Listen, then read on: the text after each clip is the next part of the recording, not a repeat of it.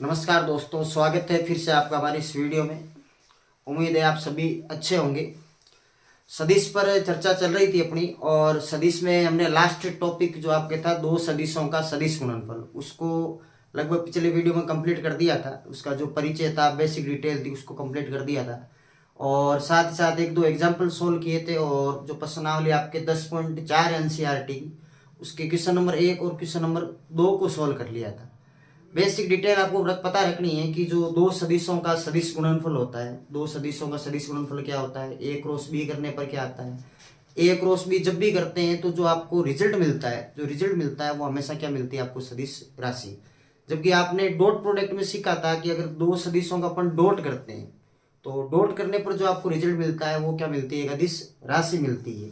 यानी अगर आपके पास दो सदिश है, एक सदिश अगर अपने पास ए है और एक अपने पास बी है, अगर इनमें क्रॉस करवाओगे तब आपको कौन सी राशि मिलेगी, आपको सदिश राशि प्राप्त होगी।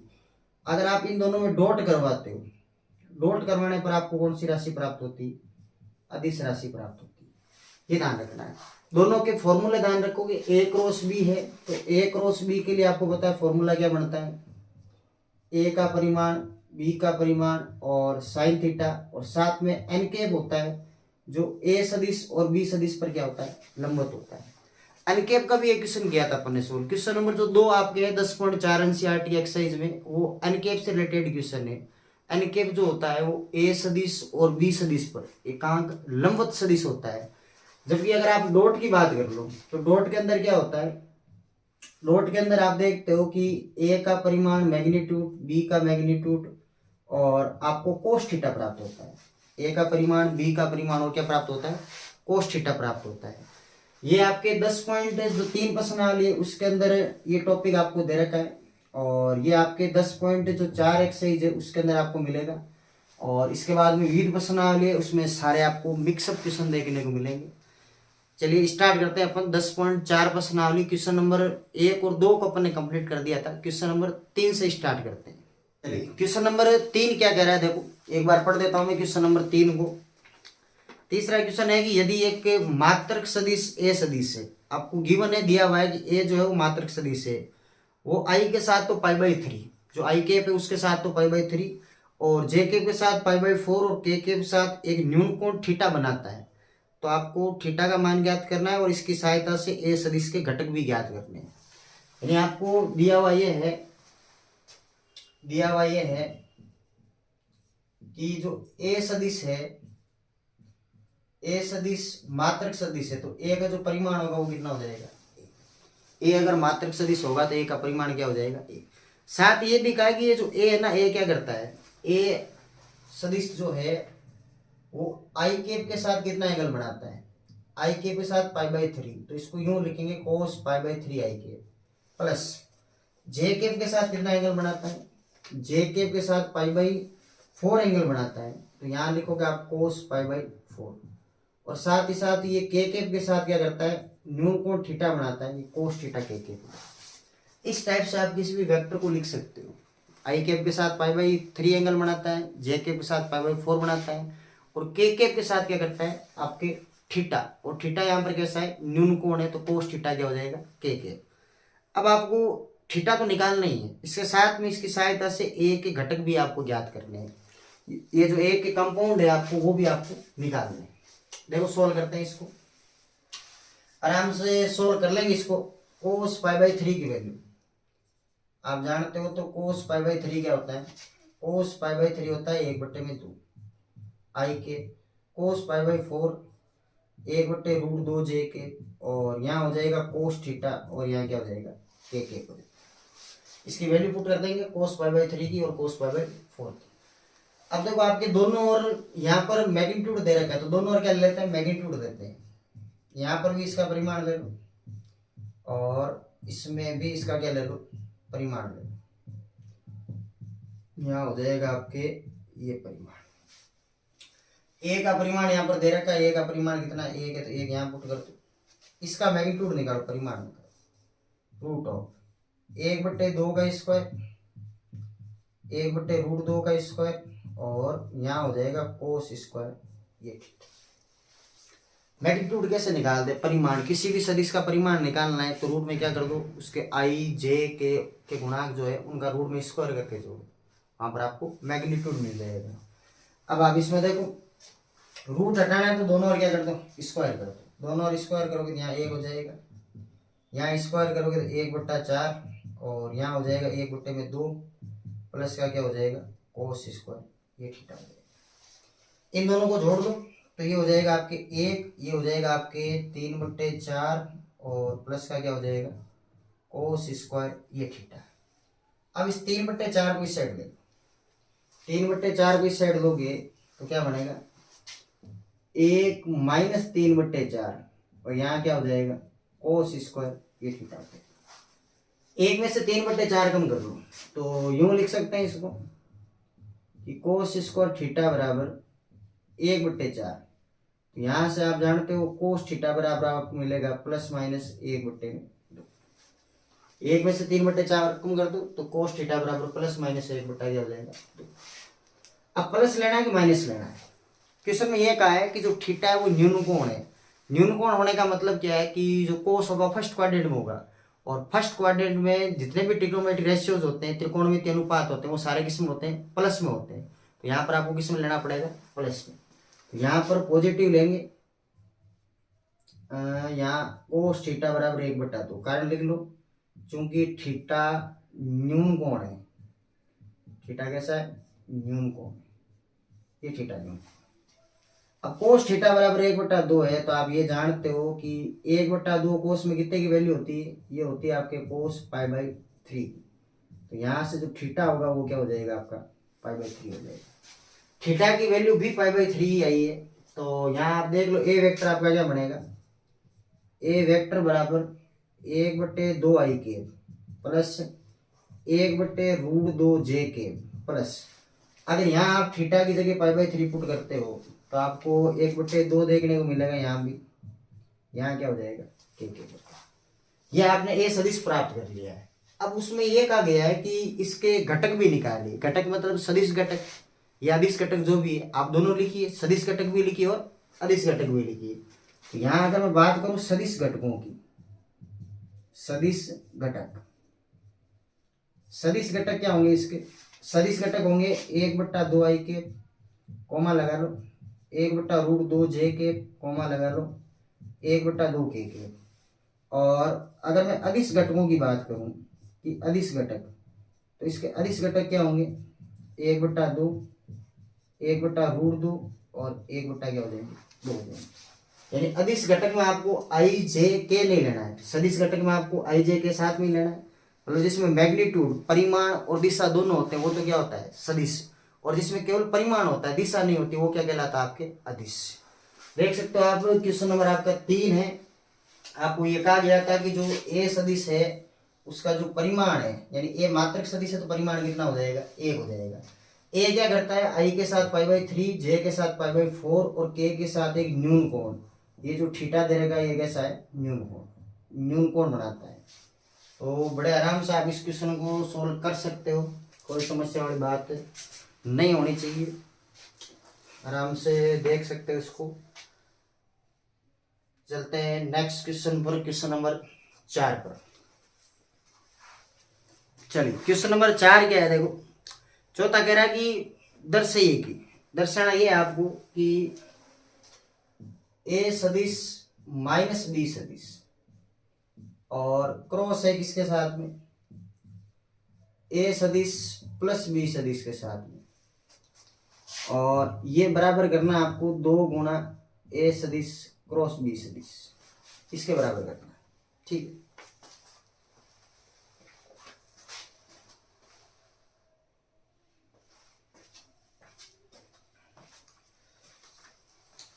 चलिए क्वेश्चन नंबर 4 ये है कि A minus B cross A plus B बराबर करना है 2 गुणा ए क्रॉस बी के। यहां से देखो आप एक काम कर लो, LHS ले लो, साइड ले लेते हैं। सॉल्यूशन में हल में देखो क्या लेंगे, यहां से LHS ले लेंगे। LHS लेने पर LHS क्या दे रखी है, देखो ए माइनस बी ए प्लस बी, ये एलएचएस।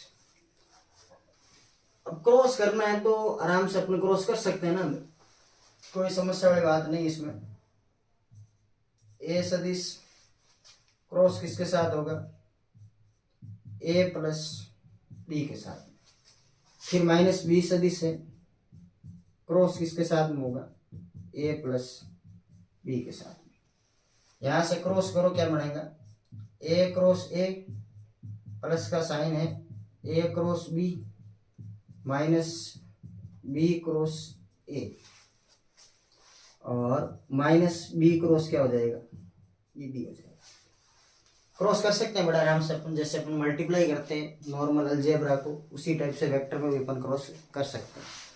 क्रॉस करने के बाद क्या होगा, क्या आप ये जानते हैं कि ए क्रॉस ए क्या होता है, ए क्रॉस ए होता है जीरो। जैसे आई क्रॉस आई सेम डायरेक्शन जब आ रही है, जे क्रॉस जे, के क्रॉस के, क्रॉस में ए क्रॉस ए जो होता है वो जीरो होता है। तो ये जो ए क्रॉस ए होगा आपका, ये क्या हो जाएगा, जीरो। क्या आप ये जानते हो बी क्रॉस बी, तो बी क्रॉस बी भी क्या होगा, जीरो होगा। ये दोनों हो गए जीरो। अब आप ये देखो कि ये तो ए क्रॉस बी है, ये तो क्या है, ए क्रॉस बी है, ये माइनस का बी क्रॉस ए है। अगर मैं इसकी डायरेक्शन चेंज कर दूं तो ये माइनस का साइन हट जाएगा, तो ये क्या हो जाएगी, ए क्रॉस बी। होता है क्या कि बी क्रॉस ए को जब ए क्रॉस बी लिखते हैं तो एक नेगेटिव साइन और आता है, तो वो नेगेटिव नेगेटिव क्या बना देगा, पॉजिटिव। ये भी क्या हो जाएगा, ए क्रॉस बी। अब दोनों को अगर मैं ऐड कर लूँ तो 2 मल्टीप्लाई क्या हो जाएगा, ए क्रॉस बी हो जाएगा। यह आपको दर्शाने के लिए पूछा हुआ था। अगर मान लो इस क्वेश्चन में आपको ज्यामिति वाक्य और पूछ ली जाए, पूछ सकता है। मान लो यही क्वेश्चन दे रखा है इसमें कि ज्यामिति वाक्य करनी है, तो ज्यामिति वाक्य कैसे करते हैं देखिए। अगर मान लो इसी क्वेश्चन में आपको ज्यामितीय वाक्य पूछ ली जाए, ज्योमेट्रिकली रिप्रेजेंट करना हो इसको, तो कैसे करेंगे। देखो होता है क्या कि ये जो ए क्रॉस बी होता है ना, ए क्रॉस बी समांतर चतुर्भुज का क्षेत्रफल होता है, समांतर चतुर्भुज का क्षेत्रफल। समांतर चतुर्भुज का जो क्षेत्रफल होता है ना, वो होता है ए क्रॉस बी का परिमाण, ऐसे लिखते हैं समांतर चतुर्भुज का क्षेत्रफल। अब यहाँ ज्यामिति वाक्य क्यों कर रहे हैं कि यहाँ पर एक डायरेक्शन है, यहाँ पर एक डायरेक्शन है, ये दोनों किसके बराबर है, 2 मल्टीप्लाई ए क्रॉस बी, यानी ये भी समांतर चतुर्भुज का क्षेत्रफल है, ये भी समांतर चतुर्भुज का क्षेत्रफल है। लेकिन क्या फर्क है, ए माइनस बी भुजा और ए प्लस बी भुजा वाले समांतर चतुर्भुज का क्षेत्रफल बराबर है 2 गुणा ए बी भुजा वाले समांतर चतुर्भुज का क्षेत्रफल। यानी ज्यामिति वाक्य में लिखना है क्या यहाँ पर कि 2 संलग्न या आसन भुजा आप नाम ले सकते हो, 2 आसन भुजाओं कौन कौन सी, एक तो ये वाली हो जाएगी, दूसरी ये वाली हो जाएगी। 2 आसन भुजाओं ए माइनस बी व ए प्लस बी से बने समांतर चतुर्भुज का क्षेत्रफल बराबर किसका होगा, 2 गुणा आसन भुजाओं, इसमें भी आसन भुजा काम है, आसन भुजाओं ए सदिश बी सदिश से बने समांतर चतुर्भुज का क्षेत्रफल, से बने समांतर चतुर्भुज का क्षेत्रफल, यहां इसको बन गया। अब बड़े आराम से इसको देख लो। ये कहा था इसने कि ये दोनों बराबर कर रहे हैं, दोनों बराबर करती है। साथ में एक काम और कर दिया अपन, ऐड कर दिया काम, क्या ऐड कर दिया, इसकी ज्यामिति वाक्य और कर दी, ज्योमेट्रिकली रिप्रेजेंट कर दिया इसको। कैसे कि ये दोनों जो आसन भुजाएं आपको नजर आ रही है, इनसे बने समांतर चतुर्भुज जो क्षेत्रफल होता है वो इन दोनों आसन भुजाओं से बने समांतर चतुर्भुज के क्षेत्रफल के 2 गुने के बराबर होता है। किसके बराबर, 2 गुने बराबर। तो हमने इसको किसके बराबर कर दिया, इसके डबल के बराबर कर दिया। देख लो इसमें किसी प्रकार की समस्या नहीं होनी चाहिए, एकदम क्लियर हो गया होगा। चलते हैं इसके बाद में नेक्स्ट क्वेश्चन, क्वेश्चन नंबर 5 की ओर। चलिए क्वेश्चन नंबर 5 देखिए। 5वां क्वेश्चन कह रहा है कि लैम्डा और म्यू ज्ञात कीजिए यदि 2i + 6j + 27k और क्रॉस करवाना है आई प्लस लेमडा जे प्लस म्यू के बराबर जीरो सदिश के, जीरो वेक्टर आपको दे रखा है। बेटा आराम से करवा सकते हैं, कोई समस्या वाली बात इसमें नहीं है। देखो दिया हुआ ये है आपको कि 2i के प्लस 6j के प्लस 27 के इसका क्रॉस करवाना है किसके साथ में, i plus lambda J plus mu के साथ में बराबर जीरो वेक्टर, ये जीरो वेक्टर। क्रॉस कैसे करते हैं, क्रॉस करते हैं अपन सारणी की सहायता से। ये अपने क्रॉस वाले टॉपिक में सारणी की सहायता से क्रॉस कर सकते हो। देखो सारणी की सहायता से क्रॉस करेंगे तो यहाँ इसकी सारणी बना लो, डिटरमिनेंट बना लो। ऊपर क्या हो जाएगा आई के जे के और ये हो जाएंगे पहले कौन सा लिखा ये वाला लिखा, इसके कंपाउंड लिख लो। इस पर 2 है, इस पर 6 है, इस पर कितने 27। दूसरे नंबर पर ये लिखा, इसके कंपाउंड लिख लेते हैं। एक है लेमडा है और यहाँ क्या हो जाएगा। अब जीरो वेक्टर कहने का बोलो, जीरो वेक्टर कहने का बोलो, जीरो ही आई कैप है, जीरो ही जे कैप है और जीरो ही क्या है के कैप। सारे क्या है जीरो है, तभी तो वो जीरो वेक्टर बना हुआ है। इसको सोल्व कर लो, सोल्व करके क्या करेंगे, सामने जो जीरो वेक्टर आपको दे रखा है उससे कंपैरिजन करवा लो, तुलना करवा लो। तुलना करवाएंगे तो आई के गुणाकों की, जे के गुणाकों के गुणाकों तुलना करवाएंगे, तुलना करवाएंगे लैम्डा और म्यू क्या हो जाएगा, मान प्राप्त हो जाएगा। देखो कैसे, अगर आप इसको लेते हो तो स्तंभ छोड़ दो और पंक्ति छोड़ दो, पीछे ये बचे तो यहाँ पर क्या लिखो आई के, स्तंभ और पंक्ति छोड़ोगे तिरछा गुणा करो तो ये हो जाएगा 6 म्यू माइनस का हो जाएगा 27 लेमडा, माइनस क्या हो जाएगा 27 लेमडा। इसके बाद में इसको लेते हो जे को, तो इसकी स्तंभ छोड़ दो और ये पूरी पंक्ति छोड़ दो, तो यहाँ पर माइनस का साइन होता है डिटरमिनेंट में, माइनस जे के। स्तंभ और पंक्ति छोड़ दोगे पीछे क्या बचेगा, देखो ये हो जाएगा 2 म्यू माइनस क्या हो जाएगा 27, 2 म्यू माइनस क्या हो जाएगा 27 हो जाएगा। इसी प्रकार से लास्ट वाला कर लो, के कैप ले रहे हो, स्तंभ और पंक्ति को छोड़ दो, स्तंभ और पंक्ति छोड़ोगे तो यहाँ हो जाएगा प्लस का के कैप, स्तंभ छोड़ो पंक्ति छोड़ो तो ये हो जाएगा 2 लेमडा माइनस क्या हो जाएगा 6। सामने है 0 आई 0 जे और 0 के। अब बड़े आराम से तुलना करवा दो। तुलना करवाने कैसे है कि देखो एक तो आपको नजर आ रहा होगा ये वाला, किसी की करवा लो कोई फर्क नहीं पड़ने वाला। यहाँ कंपैरिजन करो तो ये हो जाएगा 6 म्यू माइनस का 27 लेमडा बराबर क्या हो जाएगा 0। इसकी रहने तो आप सकते ही नहीं, इसकी करवा लो सीधा लेमडा का मान आ जाएगा। हालांकि इससे म्यू का आ रहा है लेकिन माइनस प्रॉब्लम करेगा आपके, ये 0। यहाँ से 2 लेमडा बराबर कितना आ जाएगा 6, तो लेमडा का मान कितना आया 3। ये आपको लेमडा प्राप्त हो गया, लेमडा का मान कितना आ गया 3।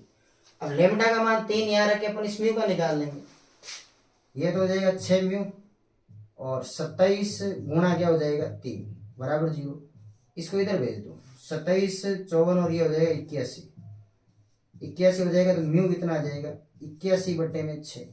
3 से काटोगे तो ये तो 27 बार और ये कितनी बार आ जाएगा 2 बार, यानी जो आपका म्यू है वो तो क्या आ जाएगा 27 बटे 2 और लेमडा कितना आ जाएगा 3। और बोर्ड के हिसाब से ये इंपॉर्टेंट क्वेश्चन है, 12th बोर्ड के हिसाब से इंपॉर्टेंट क्वेश्चन। इस टाइप के क्वेश्चन आपको वेक्टर में देखने को मिलेंगे, बोर्ड में कई बार पूछे हुए क्वेश्चन भी है। लेमडा और म्यू का आपको मान याद करना था, क्रॉस प्रोडक्ट की सहायता से आप बड़े आराम से इसको सोल्व कर सकते हो। इसमें किसी प्रकार की कोई दिक्कत नहीं होनी चाहिए, आप देख सकते हो बड़े आराम से। और साथ ही साथ जो आपके 12th बोर्ड में आपके साथी है उनको शेयर जरूर करें। चैप्टर अपना जो स्टार्ट किया अपन ने, वेक्टर स्टार्ट किया है, धीरे धीरे अपन आगे वाले चैप्टरों को भी सोल्व करते जाएंगे। जो डिफिकल्ट चैप्टर होंगे वो हम पहले लेंगे। इस वेक्टर के बाद में जो अपना चैप्टर रहने वाला है वो इंटीग्रेशन का रहेगा, समाकलन का रहेगा। समाकलन को एक एक क्वेश्चन को अपन पूरा सोल्व करेंगे, एग्जाम्पलों को सोल्व करेंगे। तो आप शेयर जरूर करें, जो आपके साथी है साथ में पढ़ रहे हैं, जो 12th हिंदी मीडियम के विद्यार्थी है। और ये जो भी सिलेबस जो चल रहा है आपके, वो नया सिलेबस चल रहा है, जो RBSC का न्यू वर्जन का सिलेबस है वो चल रहा है, उसके आधारित क्वेश्चन अपन कर रहे हैं सोल्व। चलिए ये क्वेश्चन 5 हो गया आपके कंप्लीट। क्वेश्चन नंबर 6 पर चलते हैं। चलिए क्वेश्चन नंबर 6 देखिए, छठा क्वेश्चन है कि दिया हुआ ये है कि A डॉट B तो क्या है 0, A क्रॉस B भी क्या है 0। तो आप बताओ A और B के बारे में क्या निष्कर्ष निकाल सकते हो। यानी कि ये कह रहा है आपसे कि ये दिया हुआ है, दिया हुआ ये है कि ए वेक्टर डॉट बी वेक्टर तो क्या है 0, और क्या दे रखा है ए क्रॉस बी भी क्या है 0। तो ए और बी क्या है, अब ए डॉट बी भी 0, ए क्रॉस बी भी 0। इसको कई तरह से अपन सोल्व कर सकते हैं। एक तो आपको ये पता होना चाहिए ए डॉट बी 0, तो इसका मतलब ये हुआ कि ए परपेंडिकुलर हुआ बी पर। ए क्रॉस बी 0, इसका मतलब ये हुआ कि ए पैरेलल हुआ बी के। तो दोनों कंडीशन साथ में कैसे पॉसिबल है, परपेंडिकुलर भी नहीं हो सकता, पैरेलल भी नहीं हो सकता, एक साथ तो नहीं हो सकता। इससे अच्छा सबसे बेहतरीन तरीका मैं आपको बताता हूँ इस क्वेश्चन को करने का। क्या करना है, आपको एक सरल समीकरण याद रखनी है, आइडेंटिटी याद रखनी है। कौन सी, इस टाइप की, कि जो ए क्रॉस बी का होल स्क्वायर होता है ना, और प्लस ए डॉट बी का जो होल स्क्वायर होता है वो हमेशा बराबर होता है ए सदिश के परिमाण के स्क्वायर के और बी सदिश के परिमाण के स्क्वायर के। ये आपको आइडेंटिटी याद रख लेनी है। बाकी ज्यादा कुछ आपको कंक्लूजन लिखने की आवश्यकता पड़ेगी नहीं इसमें। इसको कहते हैं लांगराज सरल समीकरण। लांगराज आइडेंटिटी होती है लांगराज सरल समीकरण। कौन सी होती है, लांगराज सरल समीकरण। इसकी सहायता से आप 1 मिनट में इसको सोल्व कर लो। ए डॉट बी आपके पास 0 है, ए क्रॉस बी 0। डिटेल लिखना चाहे तो लिख सकते हैं अलग अलग, कि भाई लंबवत की कंडीशन हो रही है, इसकी भी कंडीशन हो रही है, ऐसा पॉसिबल है नहीं। पैरेलल लंबवत दोनों की जो कंडीशन अपने पास आ रही है, यानी कि लंबवत और समांतर की होने की कंडीशन है, वो साथ में पॉसिबल ही नहीं, हो ही नहीं सकती। इससे अच्छा अपन ये काम करते हैं, इसमें लांगराज सरल समीकरण का उपयोग करते हैं। कैसे करेंगे, ए क्रॉस बी अपने पास 0 है, तो 0 पुट कर दो, 0 का स्क्वायर क्या होगा 0। ए डॉट बी भी क्या है 0 है, ये 0 हो जाएगा। तो ये हो जाएगा ए सदिश के परिमाण का स्क्वायर और बी सदिश के परिमाण का स्क्वायर। दोनों को जोड़ दो, 0 हो रहा है। ए सदिश के परिमाण का स्क्वायर और बी सदिश के परिमाण का स्क्वायर बराबर 0। इसका सीधा सा मतलब है ए सदिश और बी सदिश दोनों का परिमाण क्या होगा 0। अब एक बार ये 0 के बराबर कर लो, एक बार तो ये 0 के बराबर और दूसरी बार ये 0 के बराबर होगा कि नहीं होगा। अब आप एक बात जानते हो, किसी भी सदिश का अगर परिमाण 0 हो जाए, परिमाण क्या हो जाए 0, तो कैसा सदिश होता है 0 वेक्टर। ऐसा सदिश जिसका परिमाण 0 हो क्या कहलाता है शून्य सदिश। यानी कि यहाँ पर ए भी 0 है और बी भी क्या होगा 0, यानी कि ए वेक्टर भी क्या होगा 0, बी वेक्टर भी क्या होगा 0। आपसे ये पूछा गया था कि ए और बी के बारे में क्या निष्कर्ष है, तो यहाँ क्या लिखोगे, अतः ए सदिश व बी सदिश दोनों कैसे होंगे, दोनों ही शून्य सदिश होंगे, दोनों ही शून्य सदिश होंगे। इसको आप लांगराज सरल समीकरण से करो, जल्दी हो जाएगा। हाँ, हालांकि ये भी कर सकते हैं अपन, कोई ये भी कहेगा भाई ए डॉट बी बराबर 0 है तो ये लंबवत हो रहा है, ए क्रॉस बी है ये पैरेलल हो रहा है, दोनों कंडीशन है साथ में, संभव पॉसिबल है नहीं, तो या तो ए 0 होगा या बी 0 होगा। तो ये कंडीशन यहाँ है कि भाई ये दोनों का परिमाण 0 के बराबर आ रहे हैं, तो या तो क्या होगा ए 0 होगा या क्या होगा बी 0 होगा। यहाँ पर क्या कहेंगे, अतः ए व बी दोनों ही क्या है शून्य सदिश होंगे। या यूं लिख सकते हो ए या बी शून्य सदिश है, ए भी हो सकता है बी भी हो सकता है, दोनों भी हो सकते हैं, 3 कंडीशन इसके अंदर बन सकती है। तभी तो जाके इसका उत्तर क्या बन रहा है 0 बन रहा है। ये हो गया आपके क्वेश्चन नंबर 6 कंप्लीट। इसके बाद में चलते हैं अपन नेक्स्ट क्वेश्चन पर, क्वेश्चन नंबर 7 पर।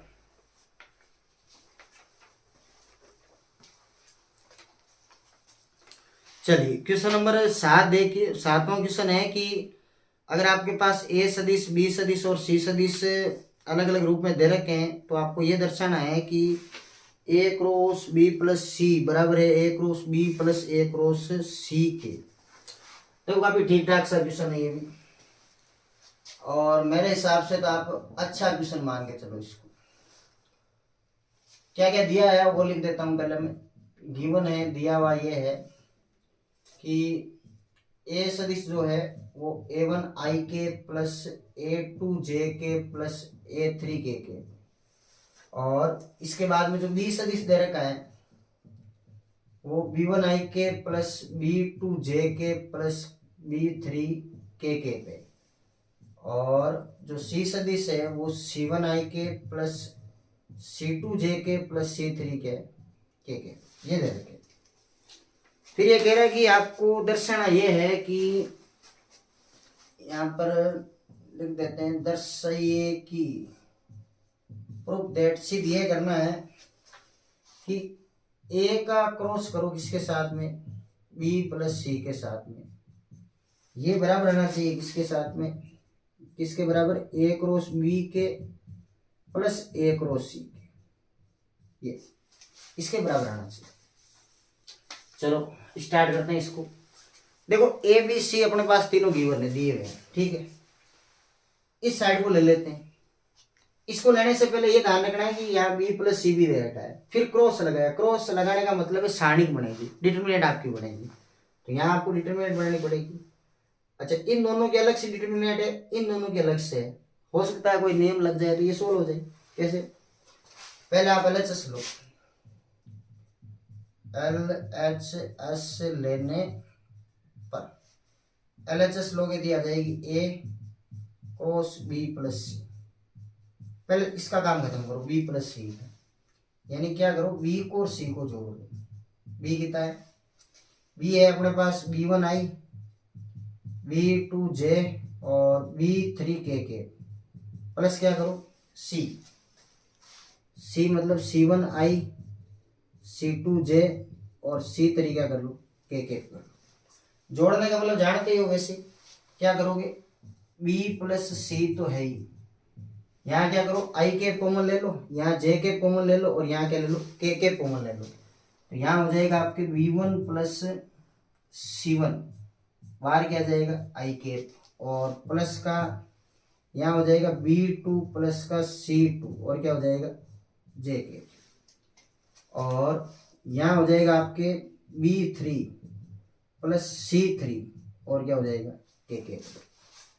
जोड़ सकते हैं आराम से, कोई दिक्कत वाली बात नहीं। अब जोड़ने के बाद क्रॉस लगाना है किसके साथ में, ए के साथ में, तो यहां देखो इसको कैसे लिखना है, यहां लिख देते हैं। देखो ए का क्रॉस करवाना है किसके साथ में, बी प्लस सी के साथ में, बी प्लस सी के साथ में, तो इसकी डिटरमिनेंट तो बनेगी बनेगी, यहाँ डिटरमिनेंट बनेगी, ऊपर आई लिखेंगे, यहाँ जे लिखेंगे और यहाँ क्या लिख देंगे के लिखेंगे। देखो आई जे के लिख दिया है। थोड़ी सी ध्यान ये देने वाली बात है कि डिटरमिनेंट को थोड़ा बड़ा बनाते हैं ताकि आई जे के आराम से आ जाए। आई ऊपर जे और यहाँ मैं लिख देता हूँ के, इसकी डिटरमिनेंट। देखो पहले ए लिख रखा है, तो ए कौन सा है, ये वाला है, तो यहाँ तो बड़े आराम से आप A1 और A2 और A3 लिख दोगे, A1 A2 A3, ठीक है। यहाँ थोड़ा एडजस्ट कर लेता हूँ मैं इसको, ये अब B प्लस सी है, यहाँ क्या लिखोगे B1 प्लस C1, यहाँ क्या लिखोगे B2 प्लस C2 और यहाँ क्या लिखोगे B3 प्लस C3, ये बढ़ेगी। अब आप यूं नहीं सोचोगे इसको सोल्व कर ले, नहीं, सोल्व करने के झंझट में पड़ना ही नहीं है। आप इसको ऑब्जर्व करो, देखो इसको देखो ध्यान से, क्या कह रही है, इसमें क्या है कि ए और बी की डिटरमिनेंट बनेगी, फिर जुड़ेगी इसके साथ में ए और सी के साथ में। तो देखो सारणी में नियम होता है, हालांकि हो सकता है नए सिलेबस में आपके नहीं हो, डिटरमिनेंट का एक रूल होता है, नियम होता है, क्या कि आपके पास अगर इस टाइप की डिटरमिनेंट है तो आप अलग अलग दो डिटरमिनेंट बना सकते हो। कैसे, जैसे मान लो ए क्रॉस बी प्लस सी, ये जो आपके ऊपर वाली पंक्तियां हैं दोनों ये सेम रहेगी, मतलब ऊपर आई रहेगा, जे रहेगा और के रहेगा, प्लस का साइन है नीचे, यहाँ देखो सब में तो प्लस का साइन, यहाँ पर भी जो डिटरमिनेंट बनेगी उसमें आई रहेगा, जे रहेगा और के रहेगा, ये तो सेम ही रहेगी। सेकेंड जो रो है आपको दूसरी जो पंक्ति वो भी सेम रखनी है, A1 A2 A3, ये भी सेम, यहाँ पर भी सेम रहेगी A1 A2 A3। चेंज कहाँ होगा, चेंजेज होगा इसमें नीचे वाले में, यहाँ पर B1 है, यहाँ B2 हो जाएगा, यहाँ B3, लेकिन यहाँ क्या होगा C1 C2 और ये C3। ये बात आप एकदम क्लियर तरीके से समझ गए होंगे इसको कैसे लिखा है, ठीक है। सारणिक में ये नियम होता है, सारणिक की जो गुणधर्मता होती है वो होती है कि इसको आप दो अलग अलग सारणिकों में तोड़ सकते हो, ये सारणिक के गुणधर्म होते हैं।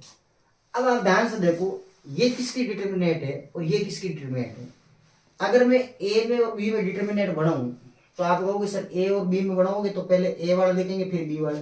देखो ऊपर आई जे के आ रहे हैं, पहले ए वाले आ रहे हैं फिर बी वाले आ रहे हैं, यानी इसको मैं नाम दे सकता हूं कि ए क्रॉस बी की डिटरमिनेंट, आराम से देख सकते हो इसको। अच्छा ऐसे आगे वाली किसकी है, ऊपर आई जे के आ रहा है, नीचे ए आ रहा है, फिर कौन आ रहा है, सी आ रहा है। तो यहां देखो ए आ रहा है, सी आ रहा है, मतलब ये जो डिटरमिनेंट है ये ए क्रॉस सी की डिटरमिनेंट है। जबकि इधर क्या आ रहा है अपने इस पक्ष में, ए क्रॉस बी प्लस सी। अब देखो आपको दर्शाना क्या था, यही तो दर्शाना था, आपको प्रूफ यही करना था कि ए क्रॉस बी प्लस सी बराबर किसके होता है, A cross B plus A cross सी के बराबर होता है। बड़े आराम से समझ गए होंगे इस क्वेश्चन को, एकदम क्लियर हो गया होगा, किसी प्रकार की कोई समस्या इसमें नहीं होनी चाहिए।